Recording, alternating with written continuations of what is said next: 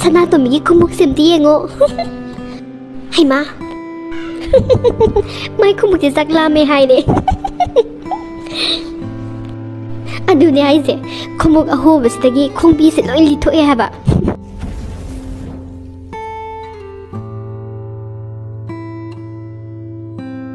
Sanatomi ngai kho.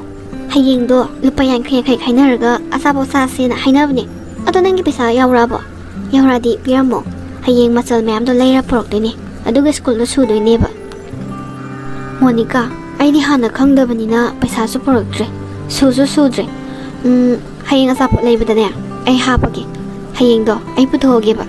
Masidi yaurok dre. Hoy. Singjugi mimi laybado. Adudo ina putoro.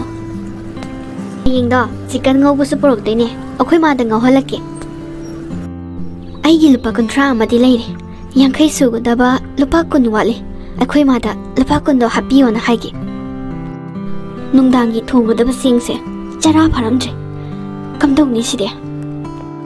Onthong na su phanman kidre da ko. Ina kun bana koi se. Paisa leina achoi ba leite haiduna. Hekta sot kiba. Ko na pirage na. Leita bagi damak. Ponyo libani haibse.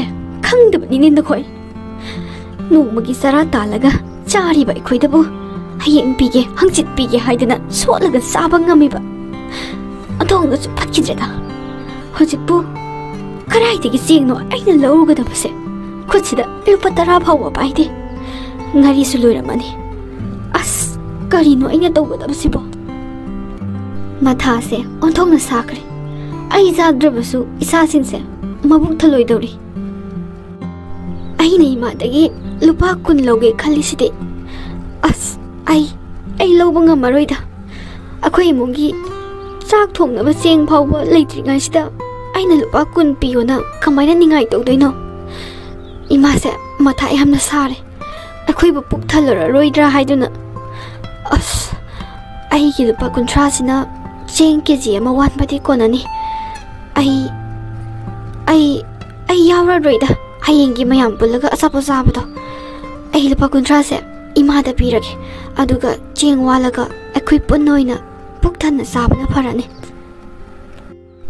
tombi skun halaba ima akhoi gi seng yamna leitre hairo ai gi lupa kuntra leye tungchinjaba sisina cheng walaga akhoi punna sarse akhoi punna sabana phaida imanabi mayamga langaga asabo chathoaga luithokide sharupudi akhoi pulap jaminabana phayena khale ima aigi paisa do aigi bag kine ahanba chen da yahobune ai dress home khige ima jengwalu ro nungdang dong khanta thong seba is phare don thongna isa da ni ima na warak laba matam da ne isa na mateng he pangi se isa da ni phare seng do ima walu raki aduga khanta thong biraki chalo dress to hungtok saruro kaino nasa saurab ni kaino khara tarokani hoi kaino sanatomi nang na hai dubo saram da sta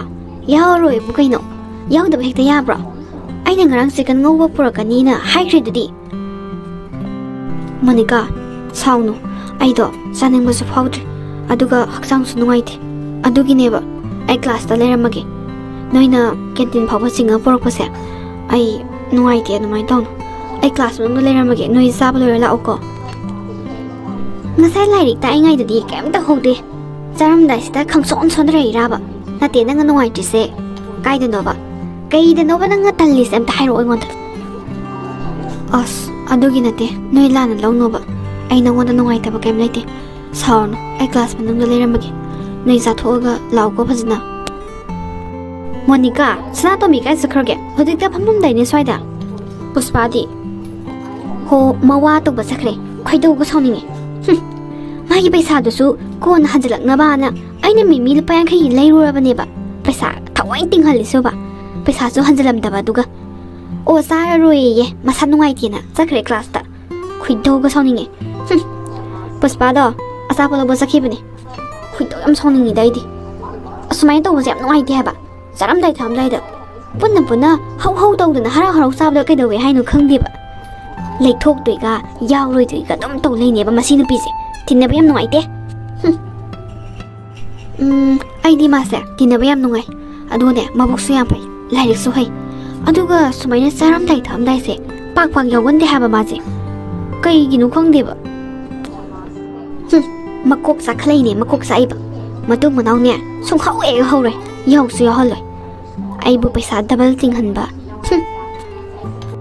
Monica ꯑꯩꯒꯤ ꯅꯣꯠꯕꯨꯛꯇꯣ ꯁꯤꯟꯕ ꯂꯣꯏꯔꯕꯣ ꯂꯣꯏꯔꯗꯤ ꯑꯩ ꯄꯨꯈ꯭ꯔꯒꯦ ꯂꯣꯏꯕ ꯂꯣꯏꯗꯕ ꯄꯨꯈ꯭ꯔꯣ ꯌꯥꯔꯦ ꯑꯩ ꯅꯪꯒꯤ ꯕꯣꯏꯗꯤ ꯁꯤꯟꯗ꯭ꯔꯁꯨ ꯑꯇꯣꯞꯄ ꯃꯌꯥꯝ ꯂꯩꯔꯤ ꯁꯤꯟꯅꯕ ꯍꯣꯔꯦꯟ ꯄꯨꯈ꯭ꯔꯣ ꯃꯣꯅꯤꯀꯥ ꯂꯣꯏꯗ꯭ꯔꯗꯤ ꯑꯗꯨꯝ ꯁꯤꯜꯂꯣ ꯑꯩꯗꯤ ꯅꯪ ꯂꯣꯏꯔꯕꯣꯏ ꯅꯤꯡꯗꯅ ꯍꯪꯉꯛꯏꯅꯦ ꯀꯨꯏꯃꯟꯕꯗꯨꯗ ꯑꯗꯣ ꯑꯗꯨꯝ ꯁꯤꯜꯂꯣ ꯂꯣꯏꯕꯒ ꯑꯗꯨꯝ ꯄꯤꯔꯛꯑꯣꯕ ꯌꯥꯔꯦ ꯑꯩ ꯅꯪꯒꯤ ꯕꯣꯏꯗꯤ ꯁꯤꯟꯅꯤꯡꯗꯦ ꯌꯥꯔꯅꯤ ꯃꯣꯅꯤꯀꯥ ꯑꯩꯁꯨ ꯈꯪꯉꯦ ꯑꯩꯅ ꯅꯣꯏ ꯃꯌꯥꯝ ꯃꯔꯛꯇ ꯌꯥꯎꯗꯕꯒꯤ ꯅꯪꯅ ꯁꯥꯎꯔꯤꯗꯣ ꯑꯩꯁꯨ ꯈꯪꯉꯦ ꯑꯩ ꯈꯪꯉꯦ ꯅꯈꯣꯏ ꯃꯌꯥꯝꯅ ꯑꯩꯕꯨ ꯁꯥꯎꯋꯦ ꯍꯥꯏꯕ ꯄꯩꯁా ꯄꯨꯊꯣꯛꯇꯅ ꯀꯃꯥꯏꯅ ꯑꯆꯥꯄꯣꯠ ꯆꯥꯕ ꯌꯥꯎꯗꯣꯏꯅꯣ ꯑꯩꯁꯨ ꯅꯈꯣꯏꯒꯨꯝꯅ ꯂꯥꯡꯉꯒ ꯂꯩꯅꯤꯡꯉꯦ ꯅꯨꯡꯉꯥꯏꯅꯤꯡꯉꯦ ꯑꯗꯨꯕꯨ ꯑꯩꯗꯤ ꯂꯥꯏꯔꯕ ꯃꯆꯥꯅꯤ ꯅꯈꯣꯏꯒ ꯃꯥꯟꯅꯗꯨꯅ ꯑꯆꯥꯄꯣꯠ ꯆꯥꯅꯕ ꯍꯣꯠꯅꯕꯗ ꯑꯩꯒꯤ ꯏꯃꯨꯡ ꯆꯔꯥ ꯍꯦꯟꯗꯣꯔꯦ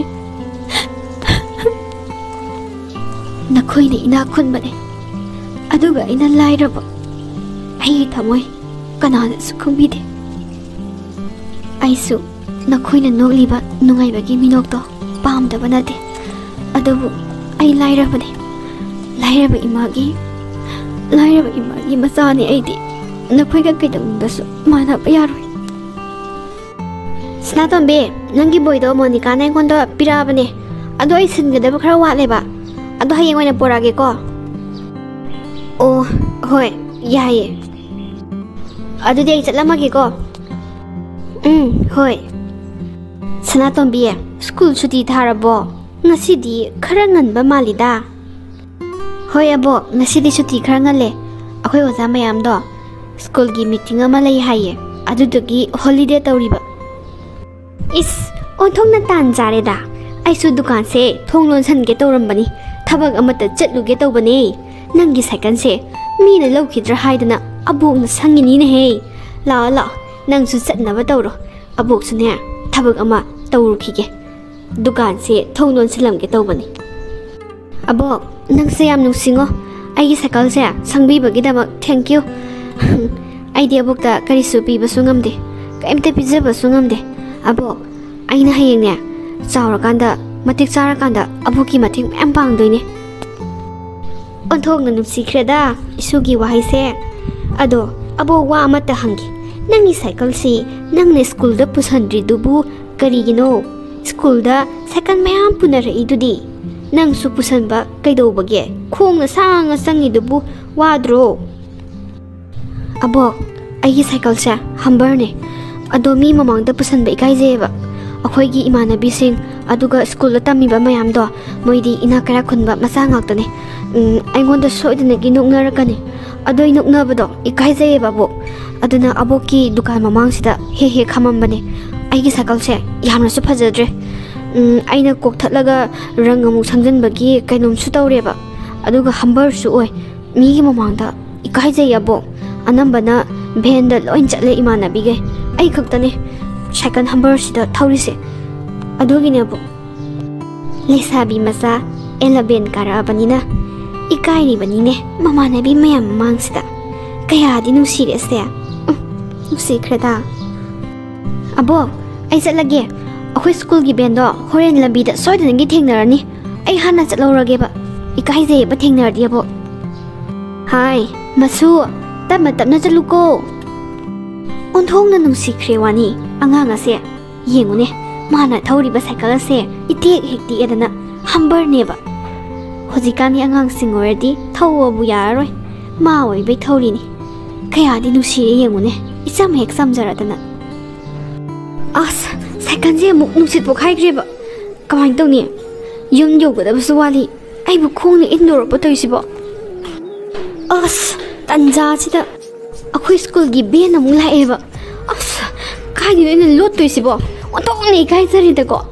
हम्बरसि गी मथक्ता साइकल जे मु होरेबा मीन उरगा आइबु ꯅꯣꯛꯅꯔꯅꯦ ꯍꯌꯦꯡꯗꯤ ꯑꯁ ꯑꯁꯥꯏ ꯃꯔꯨꯝꯁꯤꯗꯅꯦ ꯍꯦꯛꯇ ꯂꯨꯝꯃꯨꯔꯒꯦ ꯑꯁ ꯋꯥꯏ ꯈꯔ ꯁꯪꯉꯦ ꯈꯤꯇꯪ ꯉꯥꯏꯗ ꯎꯍꯧꯒꯗꯕ ꯑꯁ ꯁꯤꯕꯨ ꯂꯝꯕꯤ ꯃꯌꯥꯏꯗ ꯑꯣꯏꯔꯝꯃꯣꯅꯦ ꯑꯩꯁꯦ ꯉꯁꯥꯏꯅ ꯎꯔꯗꯕꯅꯦꯕ ꯁꯤꯒꯤ ꯂꯝꯍꯥꯡ ꯃꯇꯦꯛ ꯃꯣꯡꯁꯣꯡ ꯂꯩꯕꯒꯤ ꯈꯔ ꯐꯔꯤꯅꯦ ꯍꯥꯏꯕ ꯑꯩꯁꯦ ꯑꯁ ꯆꯥꯛꯅ ꯃꯔꯣꯟ ꯑꯃ ꯂꯥꯝꯃꯛꯄꯅꯦ ꯅꯨꯡꯁꯤꯠ ꯌꯥꯎꯗꯕ ꯁꯥꯏꯀꯜꯁꯦ ꯏꯜꯂꯒ ꯆꯠꯇꯣꯏꯁꯦ ꯇꯟꯈ꯭ꯔꯦꯗ ꯋꯥꯛꯁꯣꯞꯀꯤ ꯅꯨꯄꯥꯗꯨꯅ ꯑꯩꯒꯤ ꯁꯥꯏꯀꯜꯁꯦ ꯐꯣꯠꯄꯤꯌꯨ ꯌꯥꯗ꯭ꯔꯕꯅꯦ ꯐꯣꯠꯄ ꯃꯁꯤꯡ ꯈꯪꯉꯛꯇꯕꯒꯤ ꯐꯣꯠꯐꯝ ꯌꯥꯎꯗ꯭ꯔꯦ ꯃꯇꯨꯡ ꯂꯥꯛꯄꯗꯗꯤ ꯐꯣꯠꯄ ꯉꯝꯃꯔꯣꯏ ꯀꯥꯏꯅꯒ ꯍꯥꯏꯔꯄꯣꯅꯦ ꯑꯩꯈꯣꯏ ꯄꯥꯕꯗꯣ ꯑꯩꯅ ꯑꯇꯩ ꯂꯩꯗ꯭ꯔꯁꯨ ꯁꯥꯏꯀꯜꯒꯤ ꯇꯤꯞꯁꯤ ꯃꯇꯪꯗꯤ ꯂꯩꯕꯤꯌꯣꯅ ꯍꯥꯏꯕꯅꯦ ꯄꯩꯁꯥ ꯆꯤꯟꯕꯅꯤꯅꯅꯦ ꯍꯥꯏꯕꯁꯨ ꯉꯝꯗꯕ ꯑꯁ ꯅꯤꯡꯉꯥꯏ ꯇꯧꯔꯒ ꯍꯦꯛꯇ ꯐꯣꯠꯍꯜꯂꯒꯦꯗ ꯋꯥꯛꯁꯣꯞꯀꯤ ꯅꯨꯄꯥꯗꯣ ꯍꯥꯏꯅꯔꯗꯤ ꯑꯗꯨꯝ ꯌꯥꯅꯤ ꯑꯩꯒꯤ ꯁꯥꯏꯀꯜ ꯐꯣꯠꯂꯣ ꯍꯥꯏꯔꯗꯤ ꯃꯥ ꯃꯊꯥ ꯌꯥꯝ ꯁꯥꯕꯅꯦ ꯑꯗꯣ ꯐꯣꯠꯇ ꯌꯥꯗꯦꯅ ꯍꯥꯏꯔꯒꯅꯦ ꯎꯄꯥꯏ ꯑꯃ ꯇꯧꯔꯒ ꯍꯦꯛꯇ ꯐꯣꯠꯍꯜꯂꯒꯦ ꯕ꯭ꯔꯦꯛ ꯊꯥꯔꯤꯉꯩꯁꯤꯗ ꯀꯦꯟꯇꯤꯟꯗꯒꯤ ꯆꯧꯔ ꯀꯩꯅꯣ ꯆꯥꯔꯨꯁꯤꯕ ꯆꯥꯛ ꯌꯥꯝ ꯂꯥꯝꯃꯦꯕ ꯂꯥꯛꯑꯣ ꯍꯥꯏꯒꯨꯝꯗꯅ ꯆꯥꯛ ꯌꯥꯝ ꯂꯥꯝꯃꯦ ꯀꯅꯥ ꯀꯅꯥꯅꯣ ꯍꯧꯔꯒ ꯀꯦꯟꯇꯤꯟꯗ ꯆꯥꯔꯨꯁꯤ ꯂꯥꯛꯑꯣ ꯄꯤꯡꯀꯤ ꯀꯦꯟꯇꯤꯟꯗ ꯕꯣꯔꯥꯒ ꯆꯧꯒ ꯆꯥꯔꯨꯁꯦ ꯂꯥꯛꯑꯣ ꯁꯅꯥꯇꯣꯝꯕꯤ ꯅꯪꯁꯨ ꯑꯆꯥꯄꯣꯠ ꯆꯥꯔꯨꯁꯤ ꯂꯥꯛꯑꯣ ꯀꯦꯟꯇꯤꯟꯗ ꯆꯥꯛ ꯂꯥꯝꯕꯅ ꯂꯣꯏꯔꯦ ꯏꯕꯦꯝꯃ ꯑꯁ ꯁꯅꯥꯇꯣꯝꯕꯤꯗꯤ ꯍꯧꯔꯨꯔꯅꯨꯗ मादी यावरोयेना हायरकनी अखोई मरक्ता पुनबा तनबने मादी हौरुनो अस मोनिका सनातोंबीदो कैनोम खलमनी अदुमाय हायि कगिनो नहान अखोई अचापत का चारिदो यावब्रा अदु फजना हायग्रगा यावरोय यावदी नत्रदा अदि मसाना हायबा ताबा आई कैंटीन दा थोअमगे याम थुनाओ सनातोंबी लाओ थोरसे नोई नोई दम थोरोदा आइदो फरगम तारे यावरोगे मथंग होइना यावरोगेबा अस नंगना फरक तारेगा अदु तौरेगा अंगाक्ता करी फरक नो तारिसे अम ताइरो कई फरक no हायबा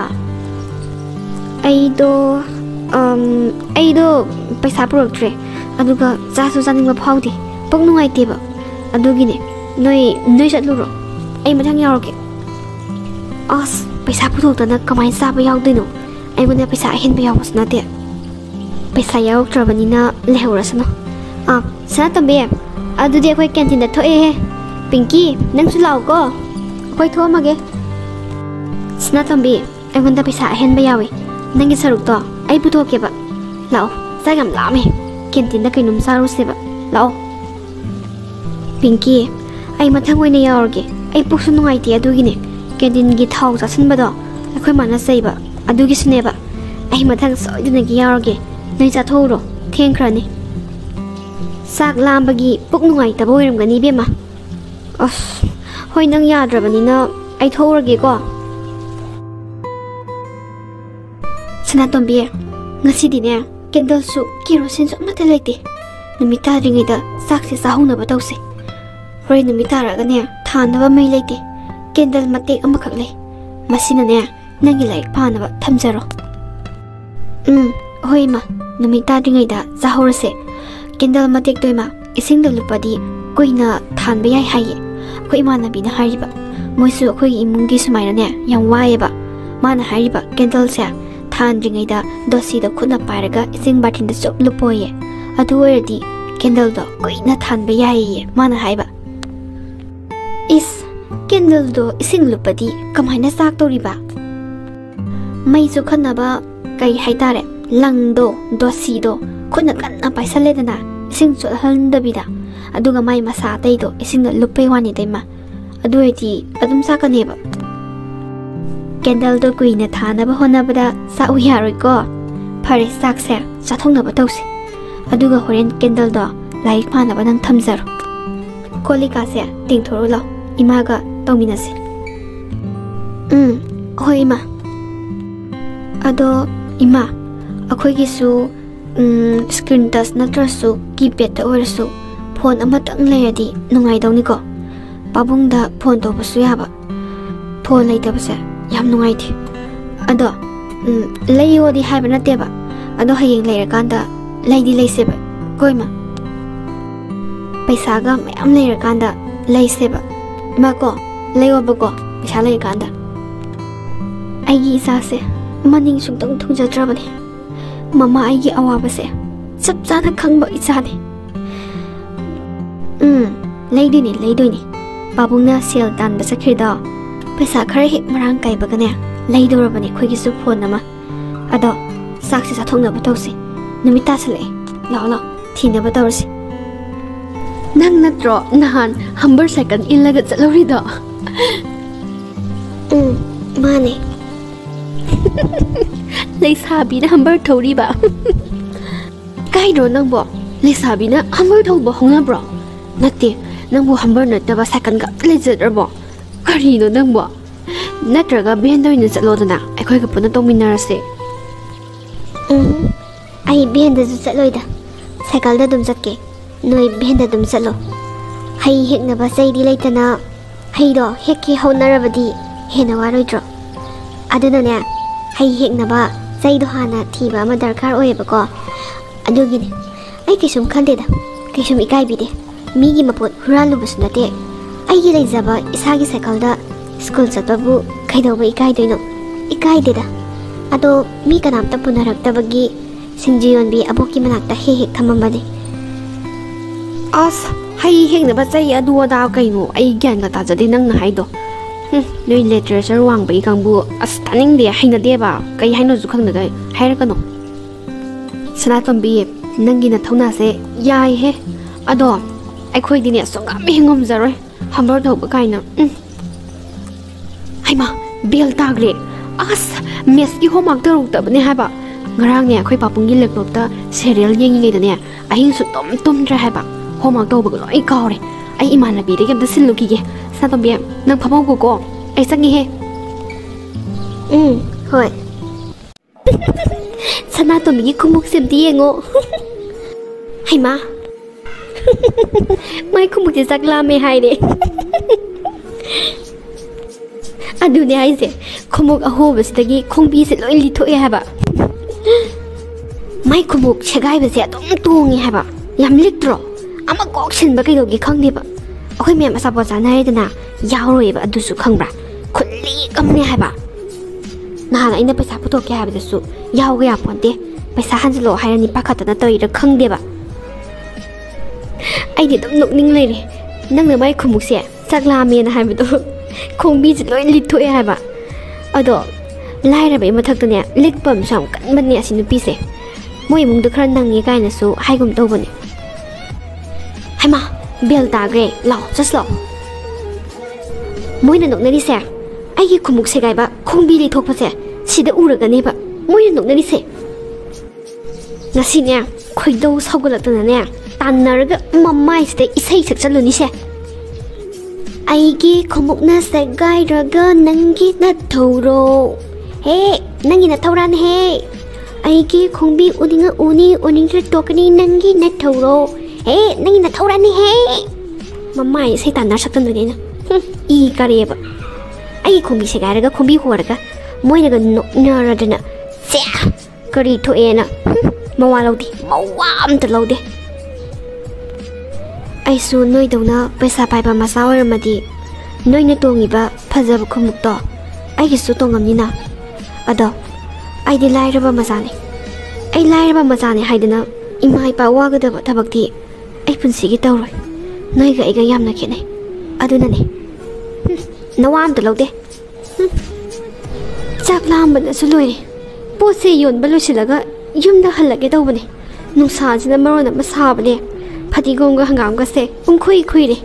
Kamai tawni sida. Kana nam ta laga panalobi khadi phadawni. Haima lambi da jali baisa sing lawo mama gi poche law hong na pitoke lao lupa kontra da ni hangama pol ahum sigane se phadigo mapul ani masu hafke lao hong na pitoke ba as hanna phawbo yeng biramde agi poche karai dagi hanna yeng ngane ge loina maksu khui khre as aibu halla sirane o lambi da jali ba ine Aigi hangam ga padigom ga se ine lawkhro lupa kontra dang pibiramo loisal lage tawbane hanna yengamda chatkhre ne ibungo kai leidoino mama gi pose lawkhro lupa kontra dang piramo haima moi sing se hanna phawbu yengamdana loi chatkhre ne haima sanatombi nang sida kadoba laiba yunda leiramba yadro nangbo ima nasa yengba ngamdre asat awong singda imana pot leir lao na kawado ay yengba ngamdiye ima nuksa marakta imana pot yolise nasa aigidamagtani ko Sanatombi migi mamangda kapkunse imana tawise nangidamaktani nangi adugumba nathangna leitaba natawdo utkano haiba natro aina hayengdi form fill up tawdoine last day su oire pose setkradi na tawbane adugine nangna bakhanta khanjalido kaigino masidine mama mana masagi tawpam thokpane yarese ima pose losalage puna hankrase kapanuko migi mamangda phajateba imaga ipagana aigi damakta honabada tariba humangse nasa kauda boisake madu khangna nasana imaga pabunga gi seba to bangam boisake ima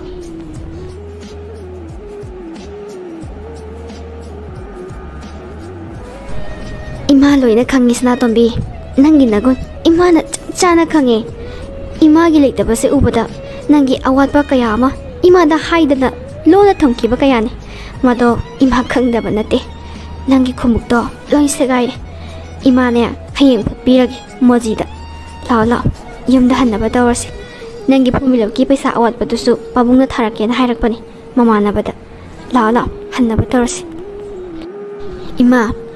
imagi leitabado ubada aigi khumuk segaibase phupiyo haibasu ngamdrabane ngasai school da imanabi mayamna noknariba aigi khumukse saklame hairena noknariba khongbi loi lithokpagi ado ima paisa leitradi photpi drasu yaida ado paisa leiradi photpiu ko ahanba leidrasu ko is moina noknariba karaino ne is isai khumuksidi onthongna saklama jani ne side imana urudredana o hayeng phodasi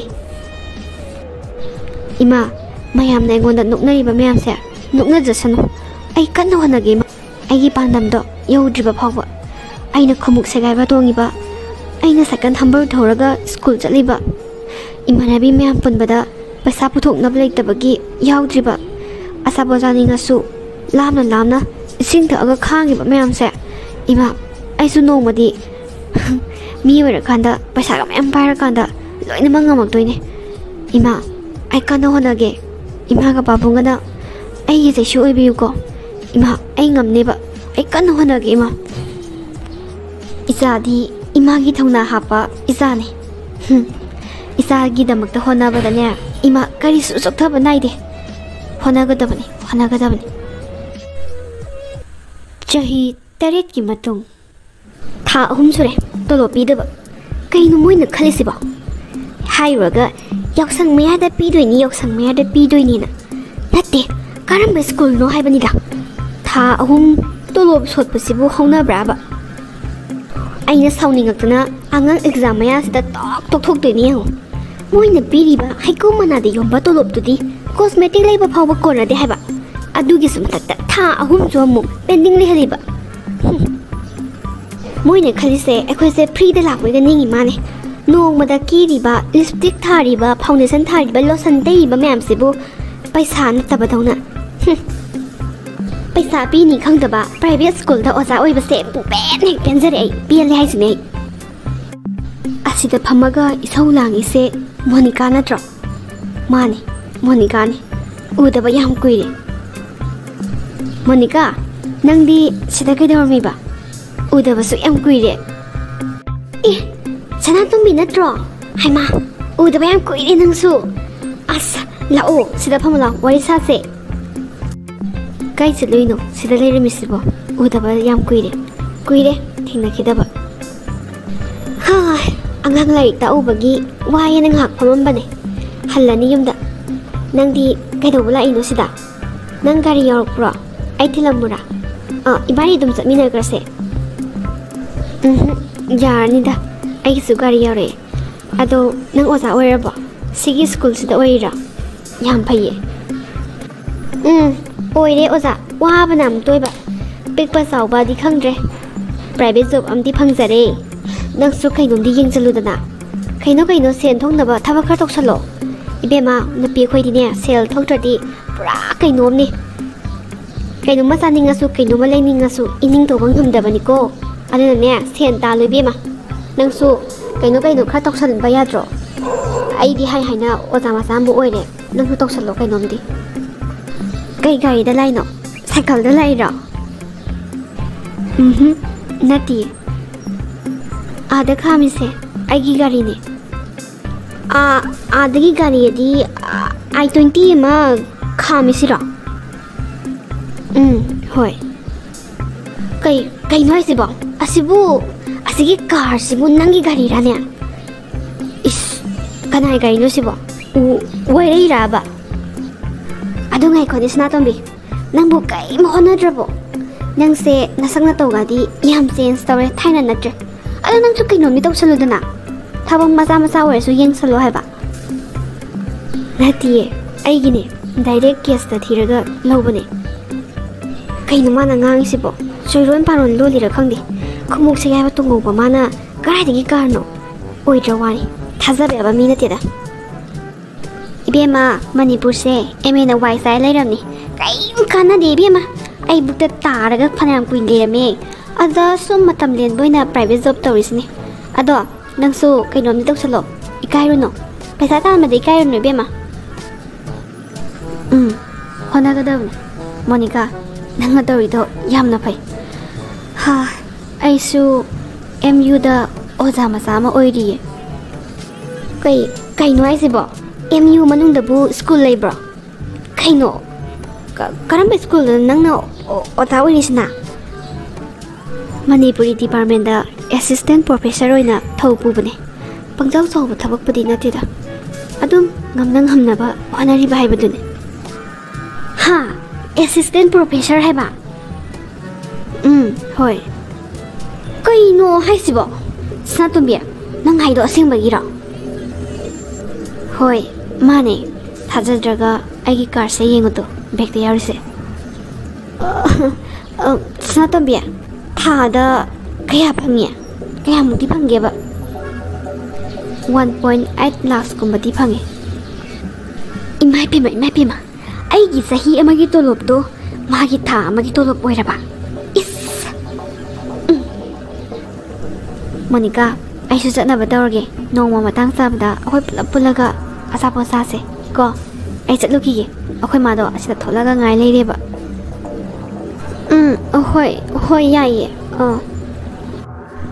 kaino mana hairmi ba mayam do bo edi ngawre ne khomuk sagai ba tongobi hambar thobi mana kamaina professor oire minoba aina thutlabo oza maza moiba nateba aina haise ai private ki oza singbu thawaidaba gi wana teba ko aina masa yam hataba thak thamu baneba aduga mana awan ba thak da leiramise singak pai wani da kaino ai pung ngai ai shu dai thajadeba ai thajade ko ai thajade Sanatombi akhoi mayam na nangonda nokna khiba mayam do khumuk segai ba tonge hambar thowe haidina nangonda nokna khiba mayam do hojikti ai yamna ikai re ai khange nang lairaba imung da bo abju yamna thongna leba nupi ni haiba ai khange nangi na tau tamjarma badi ai su afaba ma oiram gadabane matam duda aina manghan khiba matam imadagi sel lokthok tuna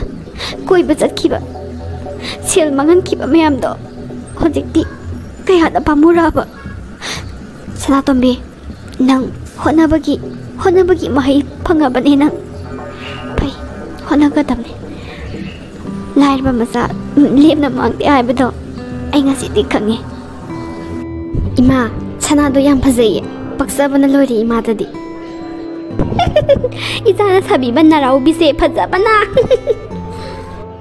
aseng bagine yam phajai ima sigi na rau bise aina luhongak pa koi dringai ta yam pamja khiba mina siba singdo uraga ne ima ka yam pami khangbra ado phangre adubu hojikti amuk siba phange dana haraure ima haraure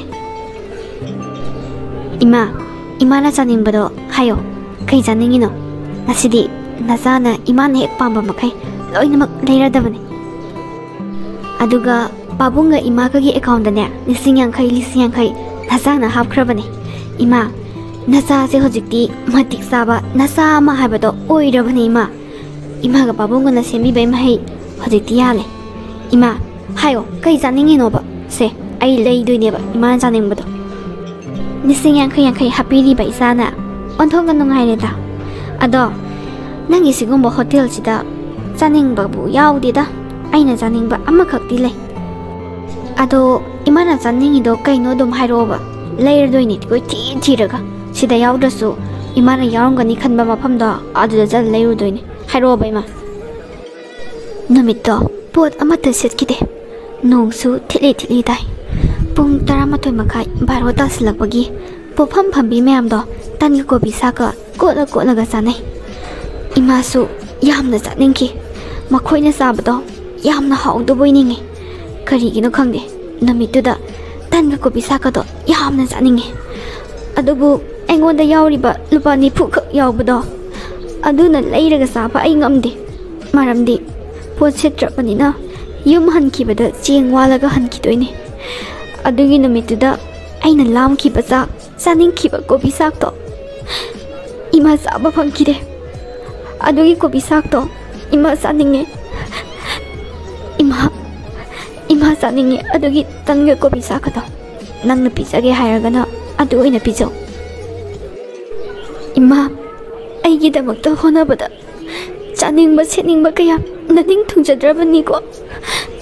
Ima hojikti ai mi oiredana. Imana pambasing to nasana loinamak thungan ima ginada sana machet ama phoba chinba phangkidabado ai nungaiti. Mina kena ningon chakauba chatbada imana na ihang na chatkibado ima ai yam nungaikide. Ima sidagidi ima ga babunga nungaina thamadabane. Hojikti ai mi oiredana. Ima lao imana pamba tangil ko pisaka do ai bizage.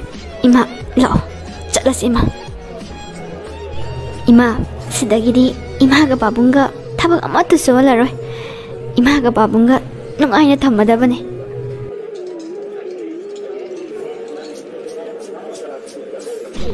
Hojikti nangsu matik sarabanina matik saba imong nupa amasu piyugo.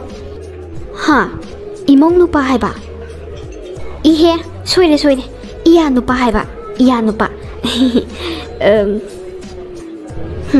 Akoy masidi ba. Adusu kuiraroi. Plan loi rabane. Ima lao ko bisaka tan godo sarwase. Aigi sanupi humble thobise. Iya nupa ama phangdore ai haraure ko. Yare ikai harago